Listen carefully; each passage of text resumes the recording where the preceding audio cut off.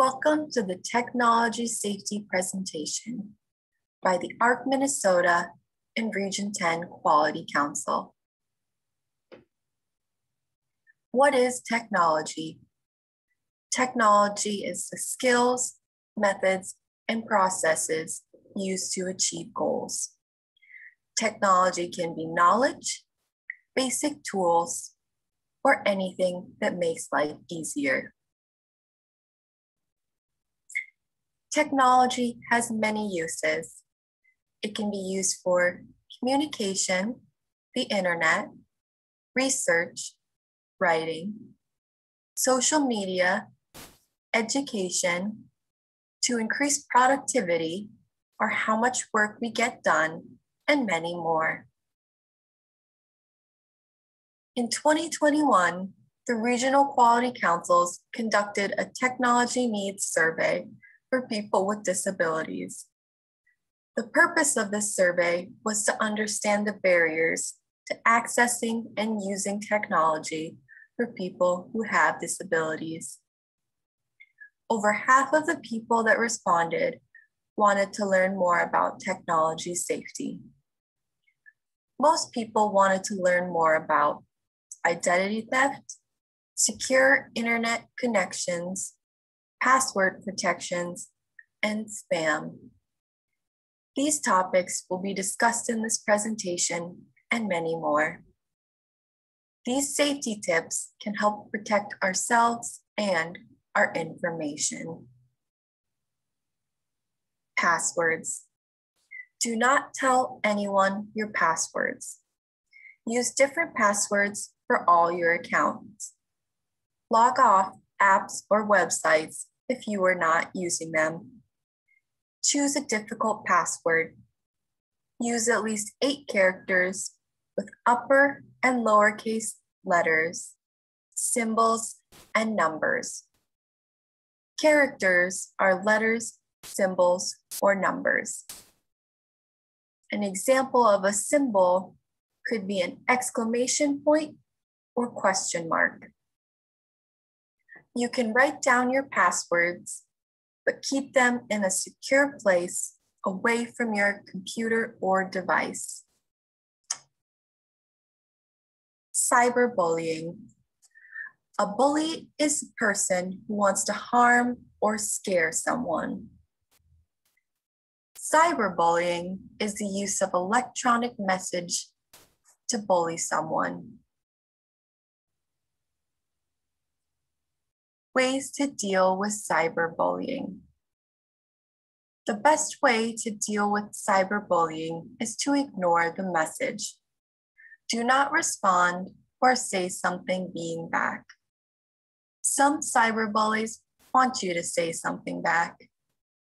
If you ignore their messages, they might leave you alone. If ignoring the negative messages does not work, you can try asking the person to stop. Only do this if you are comfortable talking to the cyberbully. You can block or report a cyberbully on social media sites or apps, such as Facebook or Instagram.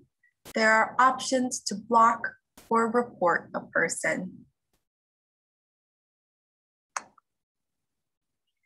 It is important to remember it is not your fault you are being cyberbullied.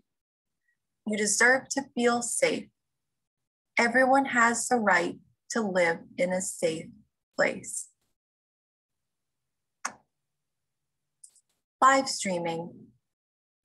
Live streaming is online media that is recorded and shared live. Be careful about using your real name online. Some people use fake names while streaming to protect themselves.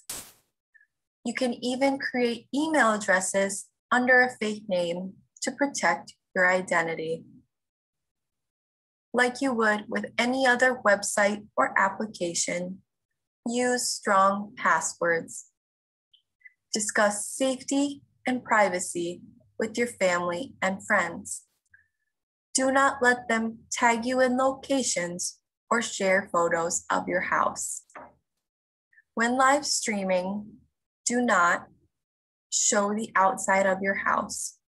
Someone could figure out your real location. Do not share your address. If you want to receive or send mail to viewers, use a P.O. box. Do not share your location through social media accounts. Check your settings on social media to make sure they are not sharing your location.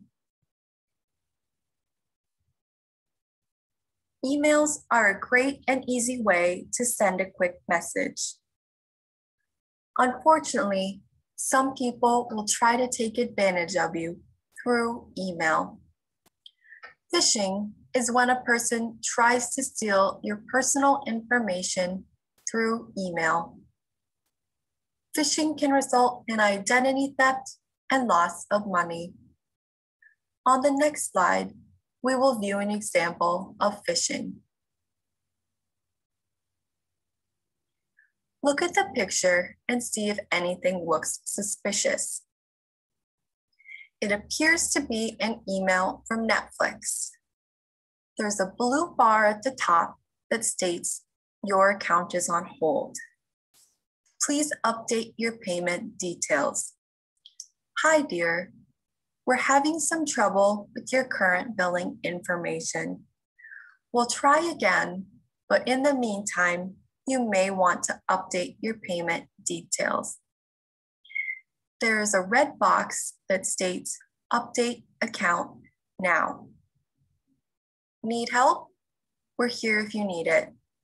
Visit the Help Center or contact us now. Signed, your friends at Netflix.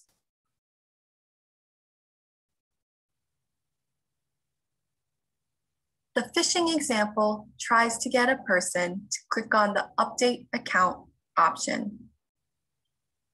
Phishing scams want a person to act immediately. They will try to create a sense of urgency. If the person did click on the link, it is likely that they would be prompted to put in their username and password to that site.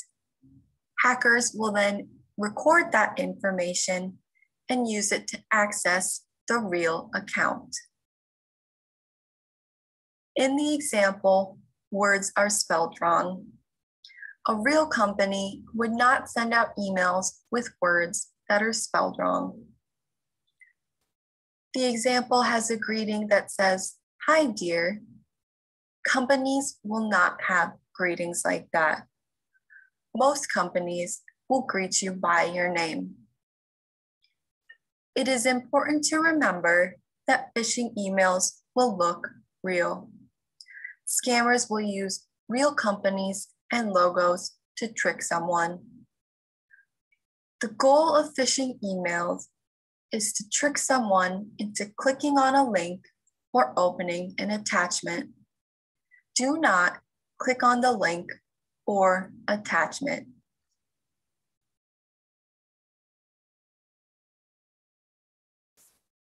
Phishing scams often do not match the company that they claim to be.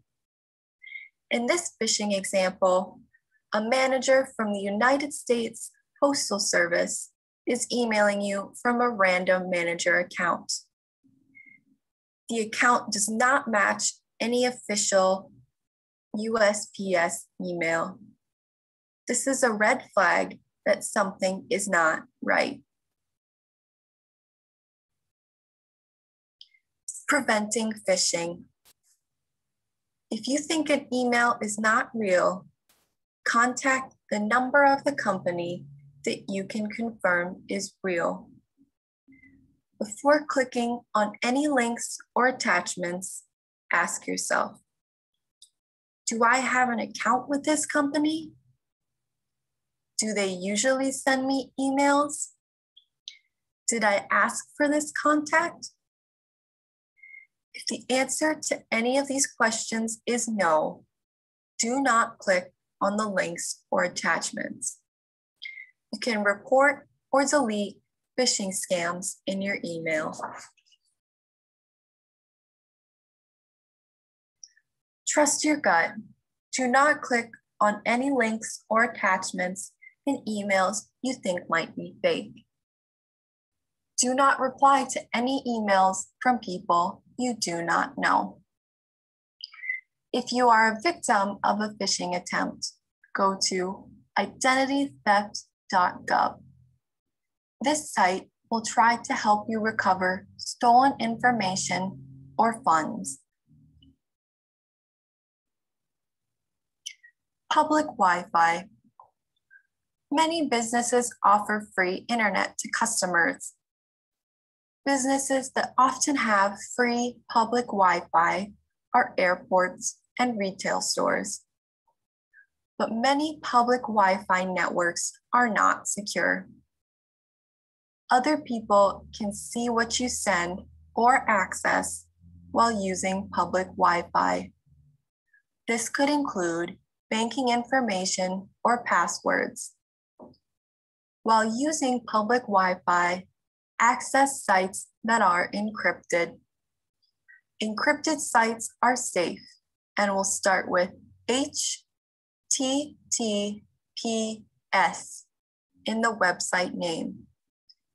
The S stands for secure.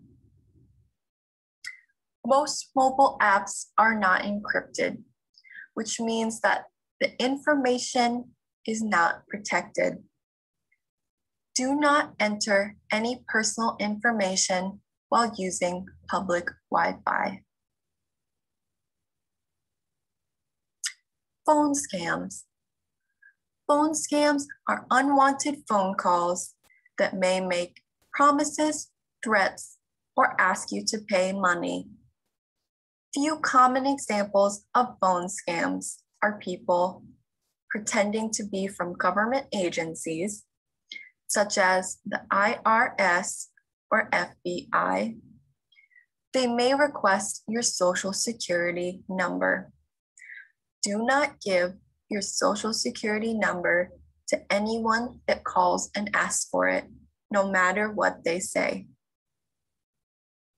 People may offer to lower credit card rates, reduce student loan debt, or fix credit histories.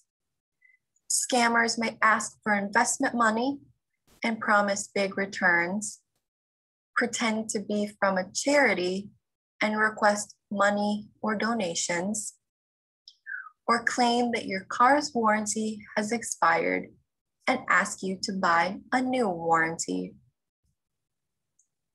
Phone scams can also be sent through text message.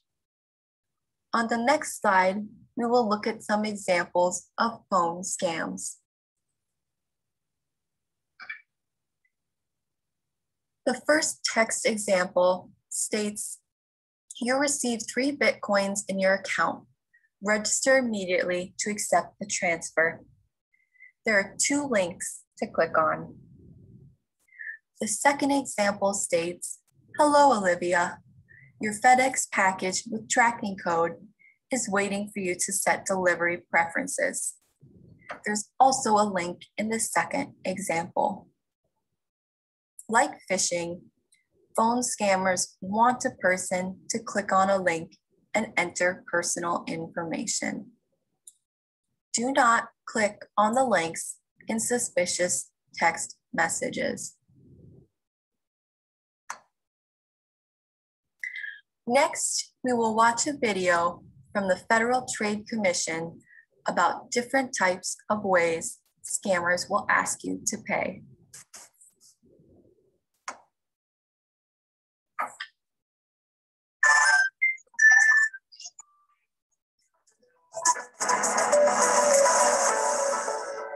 Here at the Federal Trade Commission, we see a lot of different scams, but all scammers want to get your money as quickly as possible in a way that makes it hard to trace them and hard for you to get your money back.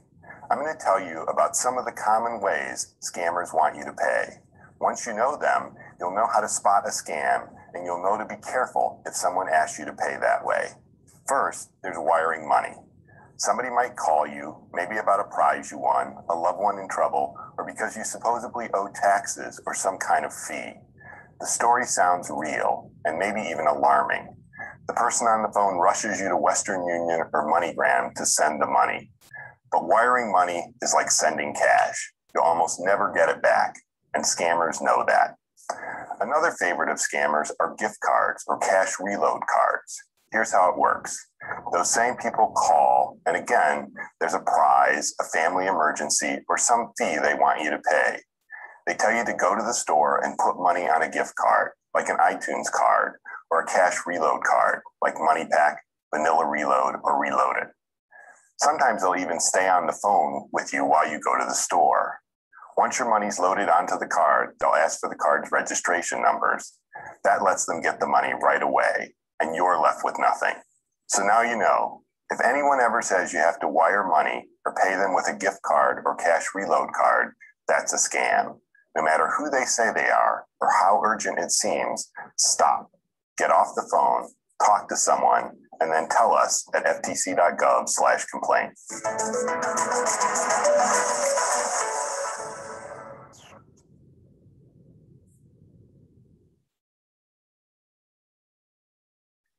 Preventing phone scams. Hanging up is the easiest thing to do.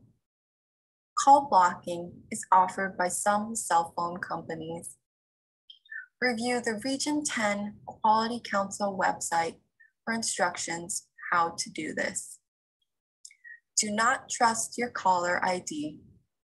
Some phone scammers can make their numbers appear as local. This can trick you into thinking it is someone you know.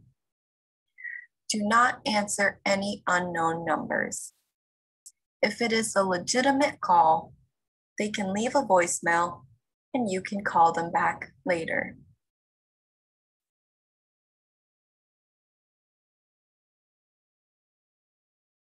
Actions to take after a phone scam. If you paid a phone scammer, it is best to act as soon as possible.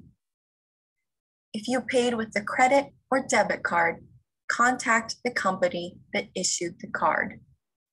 They may be able to stop the transaction. If the scammer has your username or password to a website or app, change them as soon as you can. Reporting phone scams.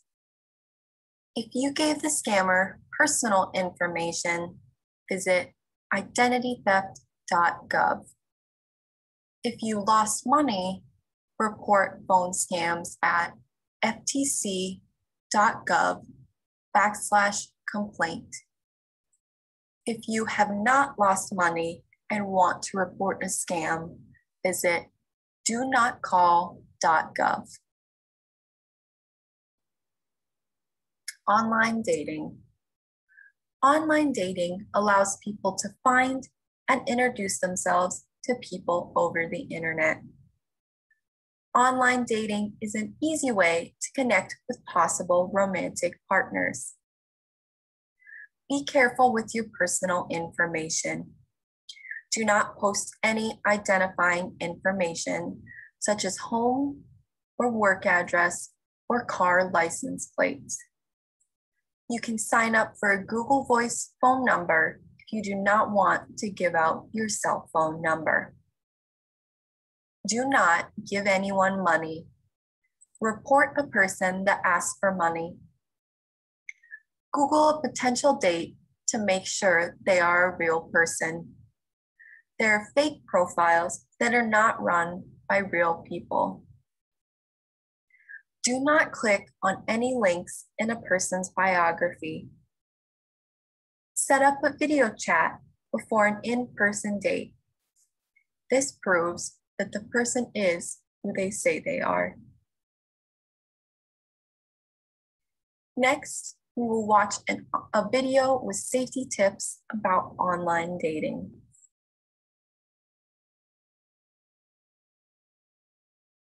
Hi there. Online dating can be a good way to meet someone special. or just to find someone you'd like to hang out with. But do you know how to stay safe when dating people you've only met online? Here are 5 helpful tips. 1. Get to know the person better before meeting them in real life. Spend some time exchanging emails or texts. Ask questions to find out more about them. Don't be afraid to Google them and to look at their Facebook or other social media posts to learn more about their interests and the type of person they are. 2. Meet in a public place where there are lots of other people around. Better yet, consider going in a group the first time you meet. Invite the person to a party or a group event like bowling. 3. Don't get into their car or go to their home or apartment the first time you meet. Save that until you know them better. 4. Let other people you trust know you're going to be on a date so they're aware of it. Have your date meet someone you know, a friend or a family member, before you go out so someone can see who they are and what they look like. Even check in with that person with a call or a text during the date so they know everything is going okay. 5. Remember, your body is your own. You don't have to go out with someone just because they asked or because they want you to. And if someone is pressuring you to do something you're uncomfortable with, tell them firmly, leave me alone.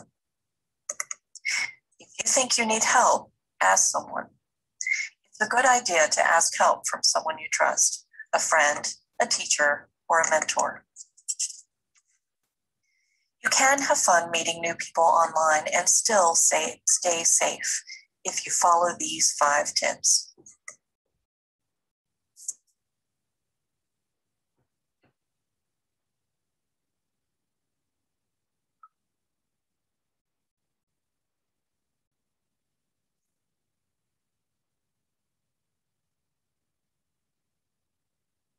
Ways to safely meet in person. Pick a public place for a date.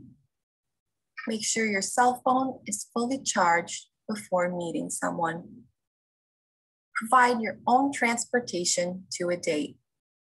If you do not drive, you can use public transportation or rideshare apps. Do not get into someone else's car. Inform your family and friends where you are going and when you will be back. You can even set up a time for a trusted family member or friend to call and check in with you. Remember that the goal of online dating is to have fun and meet new people. Do not do anything you are not comfortable with. If you do not feel safe, leave the date immediately.